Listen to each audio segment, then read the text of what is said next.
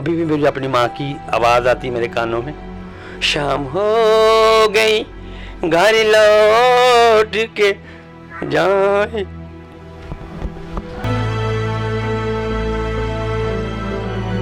मेरा बाप पॉलिटिशियन में था, मेरा भाई पॉलिटिशियन में था और मेरा भाई बहुत बड़ा लॉयर है। घर वालों को मुझे एक्सेप्ट करना चाहिए था, लेकिन ये मुआशरा, ये सोसाइटी ये मजबूर कर देती कि हम लोग घरों में नहीं रह सकते। जब ख्वाजा साहब का जनाजा उठाया जाता है और उस वक्त कोई भी यही पढ़ा जाता है अशहदु ला इलाहा इल्लल्लाह। और ऐसा है कि जब ख्वाजा साहब का जनाजा जाता है तो जनाजे में ख्वाजा साहब साथ नहीं जाते हैं, कि अगर ये जनाजे के साथ जाएंगे तो ये दो लोगों का तमाशा बनेंगे। लोग जनाजे की तरफ कम, इनकी तरफ ज़्यादा देखेंगे, इनको हूट करेंगे। औज़ुबिल्लाहिमिनश्शैतानिर्रजीम बिस्मिल्लाहिर्रहमानिर्रहीम। अस्सलाम वालेकुम नाज़रीन, मैं हूं हसन इकबाल और आप देख रहे हैं मेरा यूट्यूब चैनल। नाज़रीन, ख्वाजा सरा ट्रांसजेंडर एक जद्दोजहद का नाम है। जब ये किसी के यहाँ पैदा होते हैं उसी वक्त से इनकी वो जद्दोजहद, इनकी स्ट्रगल वो शुरू हो जाती है। आज मेरे साथ मौजूद हैं आशी भट्ट साहिबा, ये ख्वाजा सरा कम्युनिटी की एक गुरु हैं। इनकी थोड़े माजी से आपको मैं बताऊं, इन्होंने एक अमीर तरीन घराने में आँख खोली, लेकिन हमारे माशरे की कुछ तलख सोच, कुछ तलख हकीकतें और कुछ तलख जुमलों की बना पर इन्होंने अपने घर वालों से अलहदगी इख्तियार कर ली। अस्सलाम वालेकुम। जी वालेकुम सलाम। तो मुझे पहले बताएं कि आप कितने बहन भाई थे और आपके वालिदैन ने आपको क्यों एक्सेप्ट नहीं किया? मैं एक बिग फैमिली से बिलोंग करती हूँ। मेरा बाप पॉलिटिशियन में था, मेरा भाई पॉलिटिशियन में था और मेरा भाई बहुत बड़ा लॉयर है। और मैं पॉलिटिकल फैमिली से बिलोंग करती हूँ और ख़ुद मैं कैथरीन से पढ़ी हूँ। तो बस कि हम लोगों को ऑन नहीं किया जाता है। हालांकि मैं पढ़ी लिखी हूँ, घर वालों को मुझे एक्सेप्ट करना चाहिए था, लेकिन ये मुआशरा, ये सोसाइटी ये मजबूर कर देती कि हम लोग घरों में नहीं रह सकते। 8 कनाल का घर था मेरा और हमारे घर में एक बड़ा टेबल लगता था जिस पर हम सब बहन भाई बैठ के रोटी खाना इकट्ठे खाते थे। और मुझे पता था कि मैंने मैट्रिक के बाद मैंने रियलाइज़ कर लिया था कि मेरे में कोई कमी है। तो मैंने रियलाइज़ कर लिया था मेरे में कोई कमी है। तो घर में जब हम लोग खाना खाने बैठते थे तो मैं रोटी पे सालन डाल के ना, तो कभी उधर खड़े कभी उधर, तो मेरी अभी भी मुझे अपनी माँ की आवाज़ आती है मेरे कानों में कि पंजाबी में कहती होती थी, तुम मांग के ही खाने होते सर न बैठ के खाया कर। तो उनका जुमला आज भी मेरे कानों में गूंजता है। बस उसके बाद फिर पहले पापा की डेथ हो गई थी, फिर जब तक मम्मा जिंदा थी घर वालों से रब्ता था। 11 साल पहले मम्मा की डेथ हो गई तो मैं अपनी फैमिली से कट ऑफ हो गई। आप देखिए, अगर आपकी उंगली पे अगर ज़ख्म हो जाता है तो आप उंगली उसको काटेंगे नहीं, उसका इलाज करेंगे।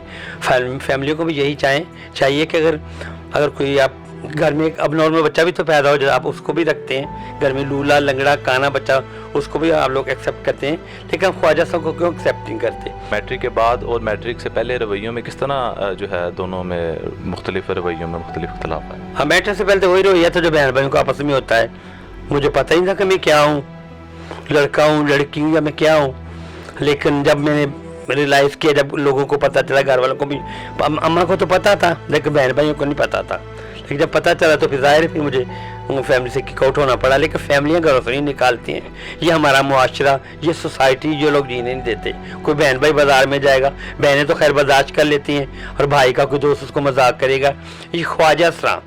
अच्छा, मुझे बताएं कि कभी आपने खुदा से गिला नहीं किया इस हवाले से कि यहाँ तो, क्योंकि ये तो बड़े जो है सालों से चलता आ रहा है, लोग एक्सेप्ट, माँ बाप एक्सेप्ट नहीं करते। खुदा से गिला नहीं करना चाहिए। मेरे 2 हाथ हैं, 2 कान हैं, 2 आँखें हैं, अल्लाह ने मुझे खूबसूरत बना के भेजा है, शुक्र अल्हम्दुलिल्लाह, उसने मुझे कोई जानवर नहीं बनाया है। जब आपने घर छोड़ा फिर आप यहाँ पे आई तो कितनी देर हो गई अभी आपको यहाँ पे आए? मुझे तो 40 ईयर्स हो गए हैं, 35 ईयर्स हो गए हैं। तो जब मैं छोटी से, हमारे घर में भी एक गुरु आया करते थे। फिर जब मेरे भाई ने मेरे मुंह पे थप्पड़ मारा ज़्यादती की मेरे साथ, मैं भाग के अपने गुरु के पास आ गई। तो पहले तो मेरे गुरु ने हेलोजो से काम लिया कि नहीं तेरी फैमिली बहुत बड़ी है, ये मैंने उनको कहा, मैंने कहा पापा की तो डेथ हो गई है तो अम्मा है वो आप मेरे पीछे नहीं आएंगी। फिर मैं अपने गुरु के पास आ गई। अच्छा, मुझे बताएं कि एक तरफ आपके वालिदैन और एक तरफ आपका गुरु, तो किसकी तरफ आप जाएंगे? सवाल ज़रा मुश्किल है। माँ के पाँव तले जन्नत है, तो मैं अपनी माँ के पास ही जाऊँगी कि बुलाएगी तो। अच्छा जी, माँ से बहुत मोहब्बत है? माँ से बहुत प्यार करती थी। फिर भी वो तो घर वालों के, जाहिर है उनके हस्बैंड का प्रेशर होगा, भाइयों का प्रेशर होगा, ख़ानदान का प्रेशर होगा, लेकिन वो दिल से तो चाहती होंगी कि आप मेरे साथ ही रहें सारी ज़िंदगी। मेरी माँ कहती थी कि बेटे अपने घर वाले हो जाएंगे, बेटियां अपने घर वाली हो जाएंगी, लेकिन मैं मरूंगी मुझे तू याद करेगी। अच्छा, तो मुझे ये बताएं कि अब आपको पता है जो आजकल हालात हैं ख्वाजा सरा की, अक्सर ये जो है वो डांस करती है, उसके बाद आप देख लें लोग मांगते भी हैं ख्वाजा सरा, उसके बाद कुछ ख्वाजा सरा जिस्म फरोशी भी करते हैं। तो मुझे बताएं, अगर ये कल्चर तो किसी आम इंसान का भी, किसी लड़के का भी हो, तो वो उसको माशरे में भी इज्जत नहीं मिलती, तो ये इनकी किस तरह रिस्पेक्ट बहाल होगी? ऐसा है कि हमारे पाकिस्तान में ख्वाजा साहब में एजुकेशन की कमी है, और ख्वाजा साहब के पढ़ाया लिखाया जाए, इनके लिए टेक्निकल अदारे बनाए जाए। Khwaja Sahab he have to brain, ये औरत मर्द दोनों का काम दे सकते हैं, ये अच्छे शफ चला सकते हैं, अच्छे बुटीक चला सकते हैं, अच्छे पार्लर चला सकते हैं, लेकिन अब इनको सपोर्ट किया जाए। इतनी हुकूमतें आई हैं, किसी हुकूमत ने भी ख्वाजा साहब की तरफ गौर नहीं किया है।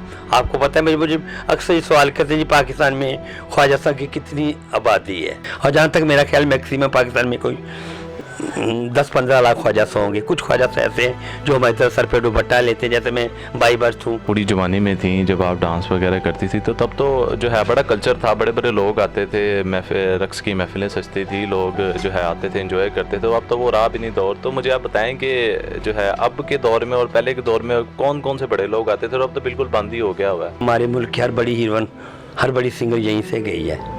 तो ये पहले एक आर्ट का बाज़ार था, लेकिन आहिस्ता आहिस्ता ये बाज़ार ख़त्म हो गया है, ये बाज़ार पोश इलाकों में चला गया है। अब यहाँ पे क्या कहते हैं, गाना बजाना तो ख़त्म हो गया है, और यहाँ पे वो कारखाने बन गए हैं, मार्केट। अच्छा, एक बहुत जो है अहम सवाल है, बड़े बड़े लोग मैंने भी सुने थे, आज आपसे क्लियर करूँगा। बड़े लोग कहते हैं, यूट्यूब पे भी डिफरेंट जो है वीडियोस वगैरह हैं, कि ख्वाजा सारा जब इंतकाल कर जाता है, इनकी जो है ना सारे मामलात कुछ और डिफरेंट होते हैं आम ख़वातीन और मर्द से।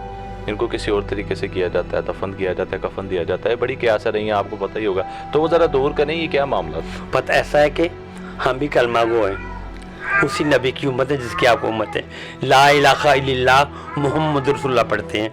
जब औरत का जनाजा उठाया जाता है, अशहदु ला इलाहा इल्लल्लाह पढ़ा जाता है, और जब मर्द का जनाजा उठाया जाता है, अशहदु ला इलाहा इल्लल्लाह पढ़ा जाता है, और जब ख्वाजा साहब का जनाजा उठाया जाता है और उस वक्त कोई भी यही पढ़ा जाता है, अशहदु ला इलाहा इल्लल्लाह। और ऐसा है कि जब ख्वाजा साहब का जनाजा जाता है तो जनाजे में ख्वाजा साहब साथ नहीं जाते हैं, कि अगर ये जनाजे के साथ जाएंगे तो ये दो लोगों का तमाशा बनेंगे, लोग जनाजे की तरफ कम, इनकी तरफ ज़्यादा देखेंगे, इनको हूट करेंगे। लेकिन जब ख्वाजा साहब की डेथ हो जाती है, कोई इसका कोई रिश्तेदार, कोई बहन भाई, कोई नेबर, महल्लेदार इसका जनाजा लेके जाते हैं, और लेकिन जब गली से जनाजा निकल जाएगा, किसी को क्या पता चलेगा ये किसका जनाजा है। इनकी तदफीन भी वैसी होती है जैसे आप लोगों की होती है। तो जब कोई ख्वाजा सर इंतकाल करता है, आप उनके घर वालों से रब्ता नहीं करते कि आए ज़रा आखिरी मरतबा देख लें? वो आते हैं?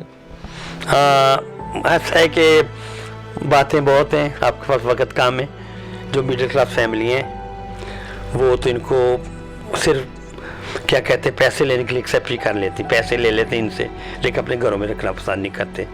लेकिन जब मर जाते हैं, बहुत कम लोग हैं जिनसे हमसे रब्ता करते हैं। मैं एक मकामी हॉस्पिटल के पास से गुजर रही हूँ, तो एक बच्चा मेरे पास आया, 20-26 साल का, कहता है जी वो आप आशी भट्ट हो? मैंने कहा जी। कहता आप चैनल पे बैठ के इतनी बड़ी बड़ी बातें करती हैं, तो आपका ख्वाजा सा अंदर मरा पड़ा है, 8 दिन हो गए उसकी डेड बॉडी लेने नहीं आया। मैं हॉस्पिटल के अंदर गई हूँ, मैंने अमले से बात की, मैंने कहा आप इसकी डेड बॉडी मुझे, कहते जो सामने चौकी उनसे जाके बात करो। मैं पुलिस वालों के पास गई हूँ, कहते जी हमें कुछ पैसे दो। मैंने उनको कुछ पैसे दिए, उसके बाद मैं दोबारा अमले के पास आई हूँ, अमला कहता हमें भी कुछ पैसे दो। मैंने कहा मेरे पास इतने पैसे नहीं है, तो आप इसका, फिर मुझे कहते इसका कोई वारस लेके आओ। मैं इतनी स्ट्रॉन्ग में ज़िंदगी में पहले बार इतना वहाँ पे रोई, फूट फूट के मैं टूट गई। मैंने कहा देखो अगर इसका कोई वारस होता तो ये बेचारा 8 दिन से की डेड बॉडी हॉस्पिटल में पड़ी रहती। फिर मैंने बड़ी मुश्किलों से उसकी वहाँ से डेड बॉडी उठाई, आपने कुछ तल्लुकात इस्तेमाल किए, उसकी मैंने तदफीन की। अच्छा, अगर आप ख्वाजा सारा ना होती, आप किस फील्ड में जाती? जब आप पढ़ रही थी 8वीं 9वीं में थी, आपका क्या माइंड था? डॉक्टर का, बैंकिंग में, इंजीनियरिंग का, किसका? हाँ, मैं ख्वाजा सारा ना होती तो मैं सियासत में ही होती। सियासत में होती। बहुत ज़बरदस्त जी, सियासत में थी। अच्छा, आखिर में आखिरी सवाल हमारा, जाते जाते कुछ गुनगुनाते हैं, बड़ा ज़बरदस्त गुनगुनाती हैं आप। ये मेरी माँ के लिए। अब कौन मुल्तज़र है हमारे लिए, वहाँ शाम हो गई घर लौट के जाए।